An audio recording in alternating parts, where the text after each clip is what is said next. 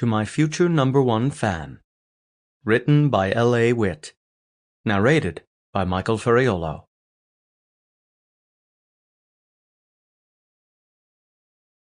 Chapter 1. Adam.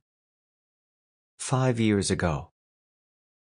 "Honey, it's okay to give up and come home." My mom's text made my heart sink. She'd sent me dozens just like it, especially over the last few weeks, but it wasn't what I needed today. Okay, I never needed that shit, but today I was already too close to doing exactly what she suggested. Going home to all the people who'd laugh at me for ever thinking I could make it big. Going back to life in a small-town closet. Going back to feeling like no one and nothing.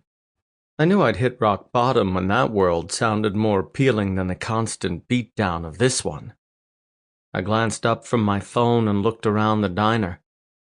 It wasn't all that busy today, and my 2 tables were taken care of. One had just gotten their food, and the other's meals were still cooking, so I had a moment to check my texts while I waited for the order to come up. I was starting to think I shouldn't look at my messages at work, though. All they did was depress me, and I was already feeling pretty fucking low over the job I had, and the one I couldn't get. But hey, the universe was apparently thinking, the morning is still young, so why not dogpile at him a little more? That was the only possible explanation for my agent picking that exact moment to text me. "You ready for this afternoon's audition?" Before I could respond, she added, "This is a big one, sweetie, don't bail on me." I felt sick as I typed out, "I'll be there, I promise." Would I be there? Would I really? Because how many times had it been a big one and just turned out to be a big waste of time and energy? I'd show up, queasy with nerves, pull off an amazing audition anyway, walk out thinking I was God's gift to acting, and then feel like utter garbage when I didn't get a call back. What was the point? Why did I keep bothering? "Honey, it's okay to give up and come home." I sighed. Truth was, I'd already given up. I was already working on coming home. I hadn't told anyone yet because I didn't want to admit it, but I was done. It was over. Hollywood was going to be one of those faded dreams I'd laugh about someday.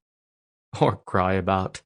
Like I hadn't done enough of that recently as reality had set in. I was a failure. Just another starry-eyed kid who'd come to Tinseltown and, "Order up!" Paco, the line cook, barked. His voice jerked me back into reality. I shoved my phone into my back pocket and started collecting the plates. I was almost to the table when I realized they were hash browns instead of home fries. Damn it. Then I glanced at the ticket and, to my horror, realized they were hash browns because that was what I'd written down. Son of a bitch. Why did I have to screw up the hot guy's order?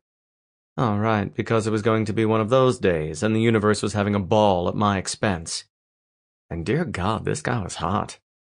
That wasn't unusual in L.A., but he wasn't like the Abercrombie and Fitch models who seemed to populate the city.